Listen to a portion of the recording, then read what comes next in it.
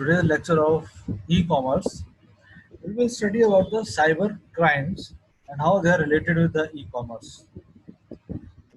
Cyber crime. Cyber crime is an activity done using computers and internet. It is an unlawful act wherein the computer either a tool or target or both is used. Meanings, for the cyber crime, we can use a computer as a tool, and our target is also a computer. And so, a computer can be a tool for a crime, and computer is a target for the cyber crime.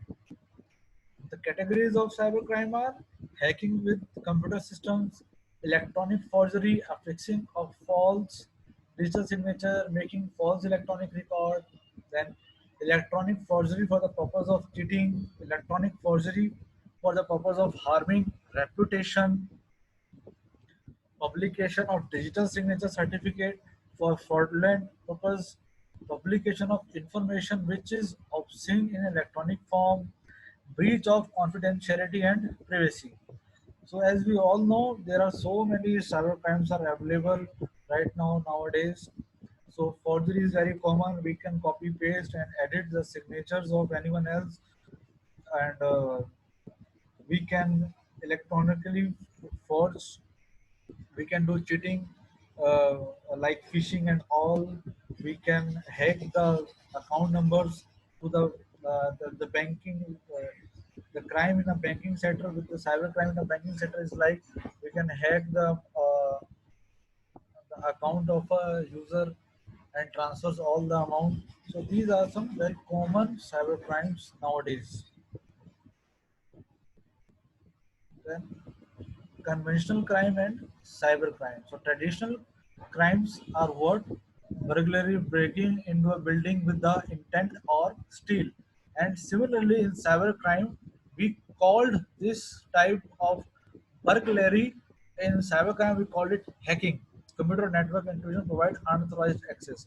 So in burglary, by a human intrude into the house of someone and steal. And here, with the help of computer, we are intruding into the another's computer systems and stealing the data. Then deceptive callers, criminals who telephone their victims and ask for their financial and or personal identity information. Similarly, phishing.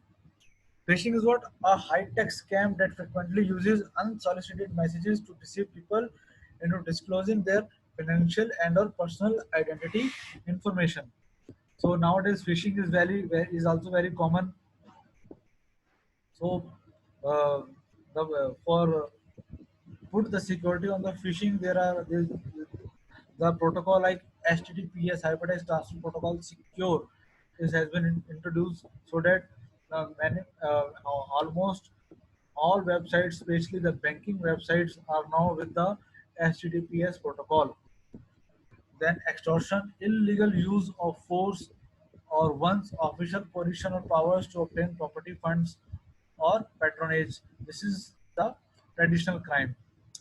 And the internet extortion is what? Hacking into and controlling various industry databases or treat off and promising to release control back to the company if funds are received or some other demand satisfied. This is called the internet extortion. Then frauds, deceit, trickery, sharp practice, or breach of confidence and perpetrated for profit or to gain some unfair or dishonest advantages. These are the traditional frauds. And internet fraud is what? A broad category of fraud schemes that uses one or more components of the internet to defraud prospective victim, conduct fraudulent transactions or transmit fraudulent transactions to financial institutions or other parties. This is the internet fraud. That means we are doing the fake transactions. That means the money has not been transferred to the other account, but we have created the receipt or transaction number so that it shows that the money has been transferred to the other account, but actually it is not. So this is called the internet fraud. Then identity theft, impersonating or presenting oneself as another in order to gain access, information or reward. This is called the identity theft.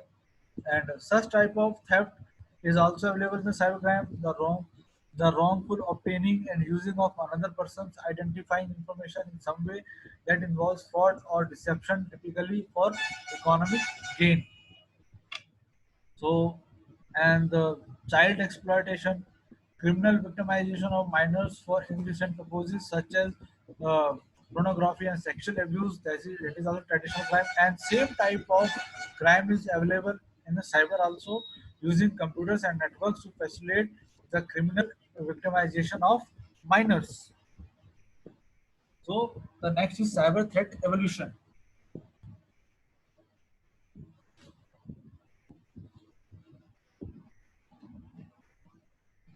Cyber threat evolves in 1977 by introducing by the um, virus. A virus is a code. It is a set of instructions which uses to demolish the actual content or which uses to demolish the files. It was introduced in 1977. Then in 1995, breaking website when the websites were introduced, then the breaking of websites. The new threat came, and in 2000 malicious code Malaysia was introduced. Okay, then in 2003 to 4 advanced bomb like Trojan I love you was very famous at that time.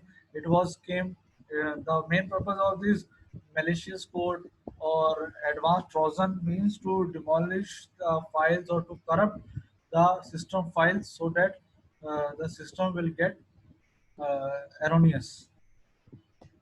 And in 2005 and 6 then the phishing identity theft occurs, and in 2007-8 organizing crime like data theft or denial of service attacks like this occurs. So these are the evolution of the cyber threat. Then types of cyber crime. So this is a very common and crime hacking. Hacking in simple term means an illegal intrusion info a computer system and or network. It is also known as cracking. Yeah, hacking is also known as cracking. So government websites are the hot target of the hackers.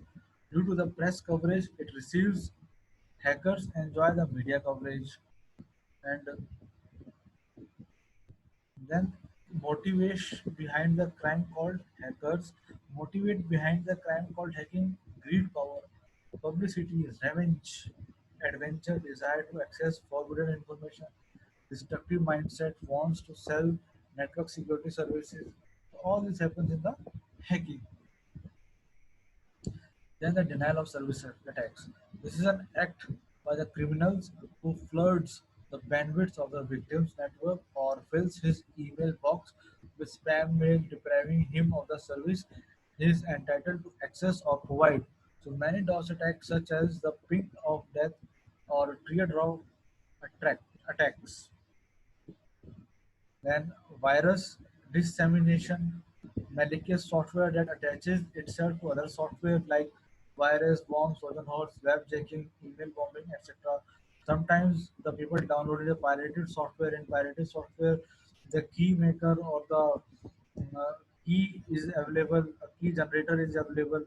That is also comes in the malicious softwares. Basically, the key generator uh, corrupts the file of that the software which you want to decode, and after the corrupting you can easily start the using the uh, pirated version. So that comes under the malicious softwares. Computer vandalism, damaging and or destroying data rather than stealing or misusing them is called cyber vandalism. These are programs that attach themselves to a file and then circulate. So these are the types of cybercrime. Another is cyber terrorism. Terrorist attacks on the internet is by distributed denial of service attacks, hate websites and hate emails, attacks on service networks, etc. Software piracy, theft of software through the illegal copying of genuine programs, or the counterfeiting and distribution of products intended to pass for the original. Then cybersecurity. Cybersecurity involves protection of sensitive personal and business information through prevention, detection, and response to different online attacks. Cybersecurity actually preventing the attacks and cybersecurity. Privacy policy. Before submitting your name, email address, or a website, look for the site's privacy policy. Keep software up to date if the seller reduces patches for the software operating system. Your device, install them as soon as possible. Installing them will prevent attackers from being able to take the advantages. So, like if we have Android mobile phones, we are getting the regular updates from the company of, and if we are using the Windows operating system, then we are getting regular updates from the Microsoft. So, in the world of cybercrime, we must keep our software up to date. Then advantages of cybersecurity. The cybersecurity will defend us from critical attacks. It helps us to browse the site and website. Internet security processes all the incoming and outgoing data on our computer. It will defend us from hacks and virus. And application of cybersecurity used in our PC needs update every week. These are the advantages of cybersecurity. Thank you very much.